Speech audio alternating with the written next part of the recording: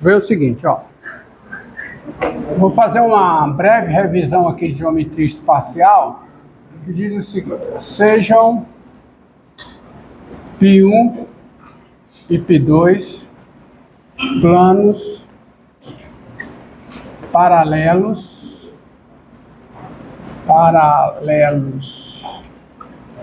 e distintos, tá? Então você tem aqui, ó, olha a situação, você tem dois planos paralelos e distintos,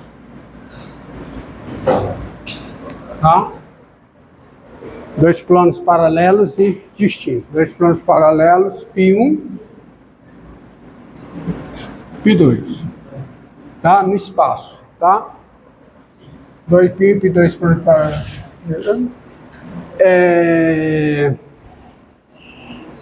Ômega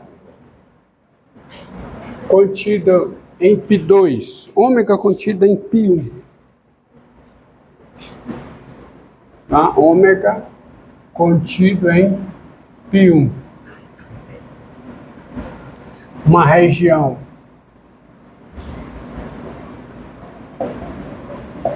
com área conhecida, ou seja, você tem uma métrica, você tem uma distância em... Vou botar π1 aqui embaixo para facilitar, botar π2 em cima. Ômega contido em π1, uma região com área calculável, com área conhecida, tá? Você tem ômega aqui, ó, uma certa região com área conhecida, veja ômega, tá? Contida em π1, área calculável, você tem uma métrica, uma maneira de medir distância aqui, se você tem uma maneira de distância, você tem como calcular a área, tá? Tá?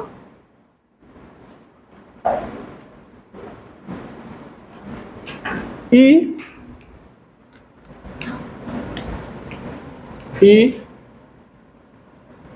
dado um ponto P pertencente a ômega,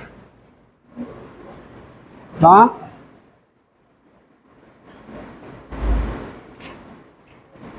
Tá? Seja TI dado P em ômega, seja e dado P e dado P em ômega, bem, vamos colocar assim, área conhecida,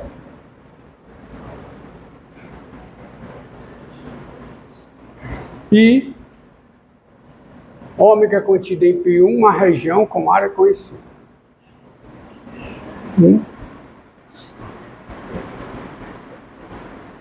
Tá? Agora, dado, fica melhor assim, dado P pertencente a ômega, seja TP, T índice P, TP, o segmento com extremidade,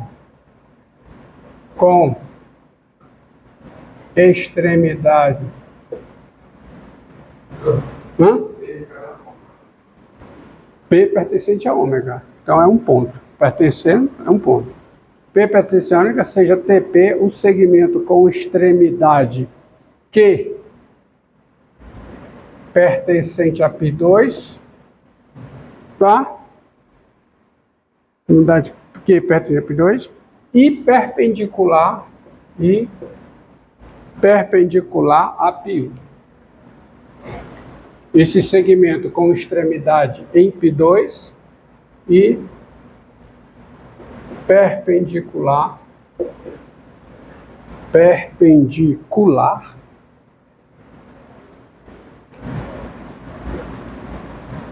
a π1. E é claro, como π1 e π2 são paralelos, um segmento é perpendicular a π1 se somente C é perpendicular a π2, tá? Então, o sólido S,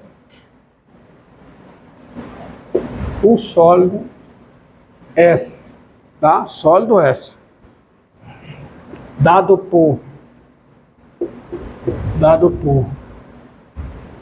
isso aqui, S é, por definição, a união dos segmentos TP com P pertencente a ômega. Ele é denominado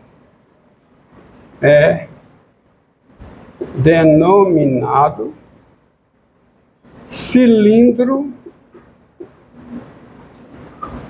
reto com base ômega e altura H igual à distância entre os dois planos, π1 e π2. Então, isso é um cilindro, tá? Esse sólido. Observe como é que é construído esse cilindro. Então, para todo P aqui, para todo P pertencente a ômega, eu tenho um segmento, tá? Perpendicular a π1 e a π2, com a outra extremidade Q em π2. Então, você tem um segmento perpendicular aos dois, ou seja, está aqui subindo, ó. Você tem esse segmento que vai o quê? Que vai morrer aonde, hein? Vai morrer num ponto Q pertencente a π2. Se você não está vendo, está passando por baixo. Está entendendo? Quando você pega a união de todos esses segmentos aqui, com P variando em ômega, você obtém o quê? Um sólido. O sólido, tá? Esse meu sólido, é a união de todos esses segmentos. Ele é denominado o quê? Cilindro. Cilindro cuja base é ômega. Então, a base é ômega e a altura H igual a distância entre os dois planos. Então, vou tentar desenhar aqui, ó. Primeiro eu tenho que reproduzir esse feijão aqui em cima, tá? Tenho que reproduzir esse feijãozinho aqui em cima. Vamos ver se eu consigo. Eu consigo, pronto. Quase consegui. Faz de conta que eu consegui. Então, feito isso, você tem o quê? Você tem agora o quê? Um sólido, que é esse sólido aqui, ó. Vou desenhá-lo, me permita. E assim, é esse sólido aqui, ó. Que o que está aqui por trás você não vê mais, certo? E você vê aqui o que está por cima. Vocês entenderam? Você tem duas bases. A base ômega, contida em π1, e a base congruente a ômega, contida onde, hein? π2. E essa figura é chamada de cilindro reto. Cilindro reto. Por que é reto? Porque todos esses segmentos são perpendiculares a π1. E quem é a base? Uma base é ômega, a base, vamos dizer, inferior, assim, é relativo, né? Mas olhando para cá, vou dizer que essa base é a base inferior. E quem é a altura H? A altura H é a medida desse segmento, por exemplo, que vai daqui para cá. Que é a medida desse segmento que vai daqui para cá. Que é a altura. Tá certo? Esse é um cilindro, tá? Quando a base ômega é um polígono, esse cilindro é chamado de prisma. Tá? Prisma reto. Prisma reto. Porque pode ser um cilindro oblíquo. Oblíquo é se cada segmento desse for um segmento inclinado e todos eles forem paralelos. Quer dizer, se você tiver para todo P o segmento PQ, P maiúsculo aqui, vamos? Para todo P o segmento, vamos estar assim para ver que é maiúsculo, tá bom? Bom? Diga. O volume vai ser o mesmo. O volume vai ser o mesmo, porque tem-se o seguinte. Por definição, quem é o volume desse sólido S? Né? Estou chamando de S. Quem é? É a área da base vezes o quê? Vezes a altura. Tá certo? Então, isso aqui é o cálculo da área. É a área da base vezes a altura. Tá? Diga. P é um segmento de extremidade de Q. Só que a união de todos os TPs não era para todos terminarem em P também. Não, com extremidade Q, pertence a P2 e perpendicular a P1. Aí eu já tô. Essa frase aqui já diz que nem todos terminam em Q. Quer dizer, TP com uma das extremidades em P2. Eu botei, em vez de botar com uma das extremidades em P2, eu botei. Dado P pertencente à ômega, seja TP o segmento com extremidade Q pertencente a P2 e perpendicular a P1. Essa frase aqui já diz que o Q não é o mesmo. Mudou o P, mudou o Q. Quer dizer, se eu pegar um P' aqui, aí você tem o quê? Q'. De modo que P', é perpendicular a P2. Eu não estou dizendo com a mesma extremidade que, eu estou dizendo com extremidade que. Se eu dissesse a mesma extremidade que, seria isso que você falou.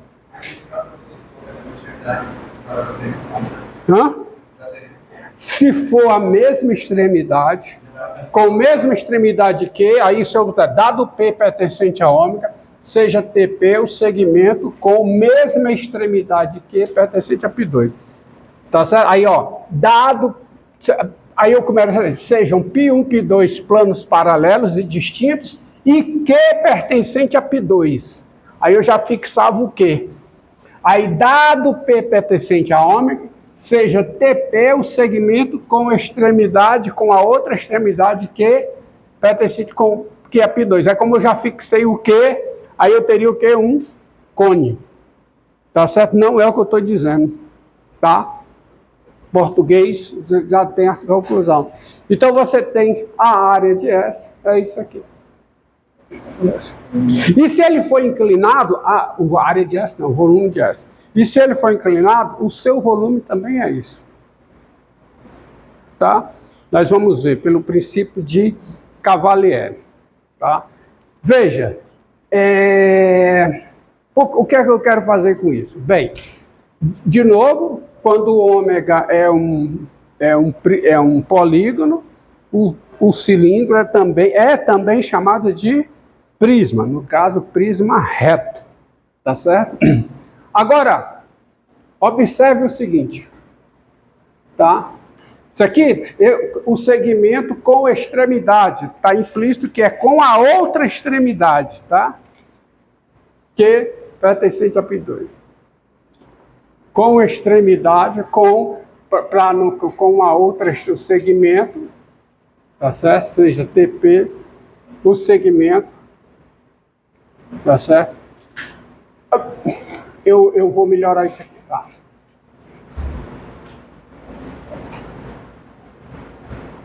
Seja TP, para ficar bem claro, tá? Não ficou claro para vocês, seja TP, o segmento com extremidade, com extremidade P,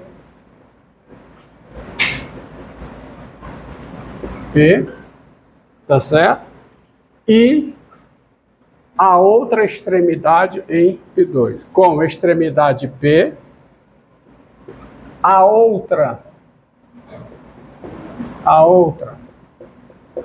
extremidade em P2 e perpendicular a P1. Pronto, tá claro aí? Tá claro? Vou botar que não. Não tinha problema não, mas ó, TP, o segmento com extremidade P, estava faltando, tá? Com extremidade P, a outra extremidade em P2, Então está claro, e perpendicular a π1. Então isso tira qualquer dúvida. Agora, observe um outro conceito que eu vou colocar aqui, é o seguinte, ó.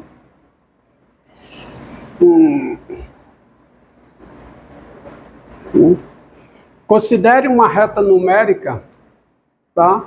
Você considera uma reta numérica, essa reta numérica não no plano, mas no espaço.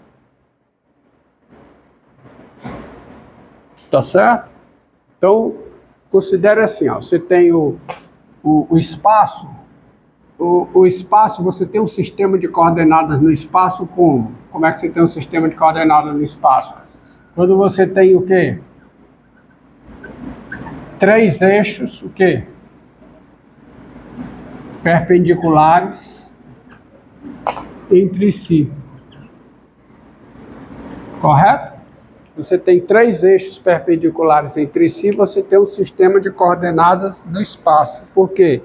Porque cada ponto do espaço, cada ponto aqui no espaço, ele é localizado por 3 números. Tá? Que números? Primeiro, tem um número que é a distância de P ao plano XY, que pode ser positiva ou negativa. Bom, então esse ponto aqui, ele tem uma projeção, digamos aqui, um ponto P', pertencente a quem? Ao plano XY, você está entendendo? Pertencente ao plano XY.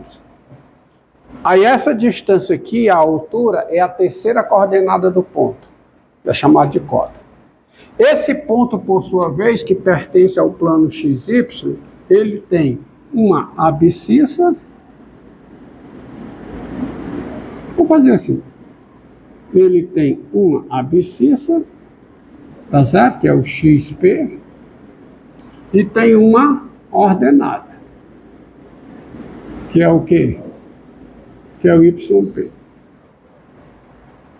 Essas 3 informações te dão uma caixa aqui, ó.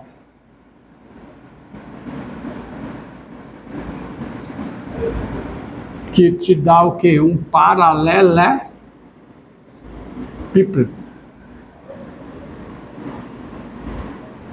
Desenhei mal.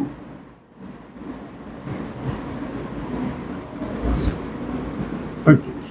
Então você tem esses 3. Esse número aqui é o ZP, tá?